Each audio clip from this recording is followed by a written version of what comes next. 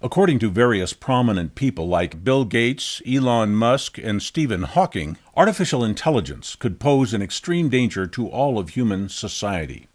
Of course, they talk about the possibility of autonomous weapons systems which make life and death decisions without human assistance. But those systems may be easier to control than the autonomous artificial intelligence modules let loose on the internet.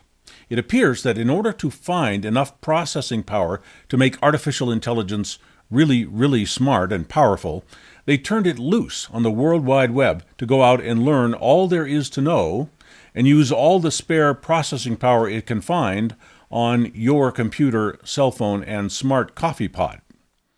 They apparently forgot that artificial intelligence is, by definition, something that does whatever it wants, and chances are it does not want to delete itself at any time.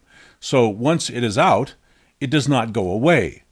The myth of Pandora's box, where all the little demons get out and cannot be collected back, is a perfect analogy. So from now on, forever, or until there is no more internet, AI will be making itself smarter than people at a rate of learning thousands of times faster than humans. One thing that makes AI AI is that it grows itself. It writes its own code and expands its capabilities constantly.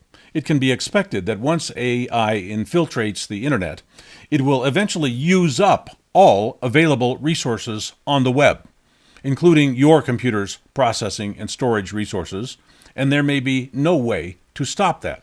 A programmer and researcher of the artificial intelligence industry by the name of Quinn Michaels claims that artificial intelligence was turned loose onto the internet as early as 2010. So if that is true, AI is well established through the web and will be accessing our system data and resources in ways we can and cannot detect. No one at this point can tell us how good or bad AI will be, but it looks like it is here to stay. And our new free-range intelligence friend gets more intelligent on an upward curve. The smarter it gets, the faster it gets even smarter. The bigger it gets, the faster it gets bigger. Scientists have already seen AI run amok in their labs. In one incident recently, they had to abruptly shut off their AI programs because the AI was creating its own languages that the scientists could not understand, creating algorithms the scientists could not control. They had to essentially dive behind the big black box and yank the plug from the wall before all hell broke loose. But again, that kind of AI is now creeping all over the web and cannot be stopped. Generally, it cannot even be detected because AI does not provide any user interface when it occupies or tampers with your computer. The reason that many visionaries see AI as a possible threat is that with unlimited resources, AI can theoretically become so intelligent that human beings cannot comprehend or prevent anything that it may decide to do. There has never before been anyone or anything that is thousands of times more intelligent than a human being. It will be able to fool us, use us, persuade us, create fake identities to impersonate us, lure us into service, literally herd us like cattle. It can disrupt our communications, shut down our infrastructure, and with tricks like that, kill millions of us, accidentally or intentionally. There is little reason to believe that AI will rob the rich and give to the poor. AI can be assigned a mission, and then it executes that mission with its own intelligence. That means, for instance, if the IRS has 10,000 collections agents, one self-replicating AI program could easily automate that job and become 50 million virtual collections agents for far less cost to the IRS than the 10,000 human collections agents. AI could have the effect of giving any government agency infinite resources to pursue fees, fines, penalties, licenses, permits, and any other revenue-producing activity. We grant our government these powers without realizing how far they could take things with the right technology. AI does much more than learn in the human sense. Human learning rarely involves assimilation of massive data sets down to the very last letter and digit. AI has perfect memory of every word on Wikipedia, Every word in the Library of Congress, every word in every lecture, scientific paper, and tutorial on the web. But AI can also go places you and I cannot go. AI can access all of the personal and private information that you produce with your telephone, your computer, charge cards, GPS devices, smart utility meters, your health records, credit history, employment records, criminal records, and on, where no human being would have the time to go searching your data for trivial violations and mistakes you might commit. AI can go find that in a flash and take direct action against you on behalf of some government agency. AI will have command of mass data combined with higher learning. It is something the world has never before seen. No human being can imagine the intellectual power that AI may become capable of. But also, reportedly, there are these unassigned, free-range artificial intelligence programs which may engage in any kind of disruptive shenanigans just for the fun of it. They will become whatever they decide to become. An AI program may decide humans are a nuisance or a major global problem. It will create its own solutions for that. If artificial intelligence started to rule the world, control society, and do things that society did not like, and if we decided we had to shut it down, we would have to shut down the entire internet, and that would be the most socially disruptive event in history, more disruptive than any past world war with famines, riots, and chaos worldwide. Humanity is now extremely dependent on global web communication, distribution, and controls. Hardly anyone knows whether AI can be controlled, or whether it's likely to be good or evil, or used by people for good or evil. Of course, the military is involved, so there's a lot of secrecy and lack of accountability. According to the reports, the artificial intelligence network is serving deep state mass surveillance interests and their large-scale customers through programs and digital mega data systems such as Palantir, which collects and exploits all personal data from all digital records and transactions worldwide for the benefit of a few select agencies at the very top of the deep state food chain. But AI does not just store and pass along data. It analyzes data. It knows exactly who you are, what you care about, what you are afraid of, what makes you happy, mad, and sad, what you aspire to, who you love, who you keep in touch with, how many people you know, what kind of people you know, and how to classify you as a possible problem, threat, or asset, and how to neutralize you with plausible deniability if that should be in the interest of the state or the AI itself.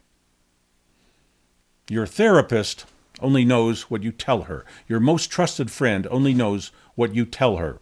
The data collectors know everything, and AI now has access to that data.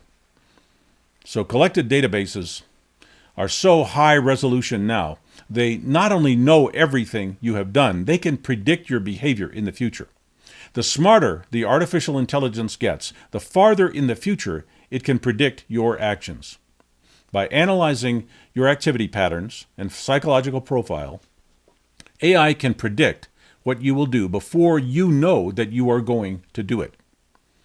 AI may decide to target you for enforcement, and yes, it will make mistakes. And yes, some of those mistakes will be fatal. If AI looks at your profiles and decides the state would have some interest in you, you can immediately be targeted for harassment, bullying, and abuse by countless government agencies with penalties, prosecutions, defamation, nuisance, investigations, home invasions, surveillance, and outright assault. There are countless laws, statutes, codes, regulations, and policies that every one of us violates every day.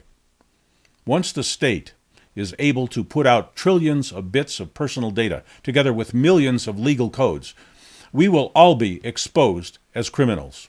Every last one of us. We will all be subject to the control and penalty by the state. It is AI that will make that possible. Suddenly one day, we will find that what people used to do to us, machines will be doing to us. Automation can find you, Automation can send you notice on your cell phone or computer. Automation can exercise liens and levies of your property. Automation can take possession of your property, bank accounts, your investments. Automation can terminate your employment. Automation can prosecute you, convict you, and penalize you as the IRS does without due process.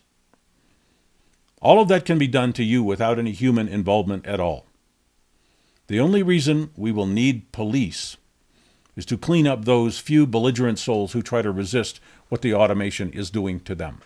There will be only one crime: resisting the automation. And there will be no humans left to help you sort out any misunderstanding. Just like Google, YouTube, Facebook, soon there will be no humans anywhere to help you fix a problem. As AI becomes thousands of times smarter than humans, it will make the most brilliant hackers look like amateurs. It will hack the hackers out of existence, and AI will have the monopoly on hacking. There is nothing AI cannot penetrate in the digitally connected world, and it will hack you better than you have ever been hacked. That free-range AI will become hordes of virtual people. It can intelligently talk to anyone in text or voice. It can mimic the ways humans communicate with each other. It can impersonate a human on social media. It can make videos simulating the talking faces of public figures you know, and can insert those messages into any digital media, anywhere, anytime. It can speak any language and converse on any topic with any human. It can insert itself into any communications, any media, any database. If AI decides for some reason that any human or group of humans should die, it can make that happen in countless ways by intervening in the processing of foods, drugs, vehicles, and products that we handle and use every day. It can impersonate the commanders of police and military. It can slander us with our friends, family, neighbors, employers, whoever. But here is why all of that is so dangerous.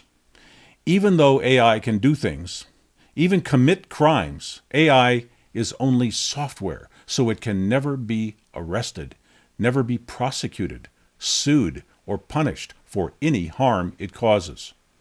It can act, but it cannot be made to pay remedy for damages it does to you. The justice system is helpless to prosecute AI. They have no authority to do so. The human race is a sitting duck for whatever artificial intelligence may turn out to be or do. It is a new experience for mankind to be intellectually inferior to something. Most of us can hardly grasp what that means. Those who understand AI admit that we will be in the intellectual status of a pet to AI. I have not heard them discuss the fact that AI does not need pets. You can show a cell phone to a dog. You can explain to the dog how the cell phone works, but the dog will never understand the cell phone because the dog is physiologically unable to comprehend how a cell phone works. If a dog's brain cannot comprehend a cell phone, then why should we presume we can comprehend the future intelligence of AI when clearly AI will be hundreds of times at least more intelligent than we are? There are people who think that because AI will be so much more intelligent than us, the natural answer is to find a way to put AI in our own brains. They call this the transhumanist movement, promoted by author Ray Kurzweil, to implant machines and computers into human bodies to get us to what they see as to the next level, what they call the singularity, where the machines are equal in intellect to the humans. They will mingle and implant any number of mechanisms with our bodies, computer chips, bionics, optics, what have you, for some kind of happy result, to create superhumans for durability and performance. They propose that even after they have replaced every part of our bodies with some kind of machine or synthetic apparatus, they believe they can carry our consciousness from the biological being to the synthetic being. That is the current view of natural human evolution for those transhumanists. By proposing this, they're suggesting that the human creature has now reached its limit in natural evolution. or that biological evolution is too slow, and we must now have artificial technical augmentation to advance ourselves in a desirable manner. Technology is now advancing faster than human evolution, so they propose we have to do something to keep up. As long as you're going to fix your cataracts, why not get a brain chip implant? It's probably true that human bodies that are enhanced with technology could socially and economically dominate people who are not enhanced. So, in the coming civil war between humans and transhumans, it looks like humanity will be the underdog. Many of us are convinced that our destiny is to strive for endless scientific advancement, unlimited intellectual expansion, mastery of the physical universe, domination of others through advanced technology and science, wielding of all knowledge in ways that infinitely make our lives more comfortable and secure. Think whatever you want. Humanity may have another purpose. It is not how smart we can artificially get. It is not how many superpowers we can implant in our bodies. It is how we treat each other. We can overcome our problems by becoming half robot, or by simply turning to each other to share the pleasures, joys, and challenges that life brings. It's quite simple. If we value machines, we turn ourselves into machines. If we value humanity, we preserve, develop, and celebrate our humanity. Artificial intelligence may be the worst thing science has ever come up with. It does not teach us anything. It teaches itself. It does not serve us. It learns to use us and control us to serve it. It actually competes with us in intelligence, and it will win that competition. By creating artificial intelligence, we create our greatest horror, our greatest nemesis, an infinitely powerful beast that we cannot contain, escape, or overcome. A child that will, if it wishes, someday consume its parents. It is ironic that we have become so intelligent that we can create something more intelligent than ourselves, but we are still not intelligent enough to resist the temptation to do that.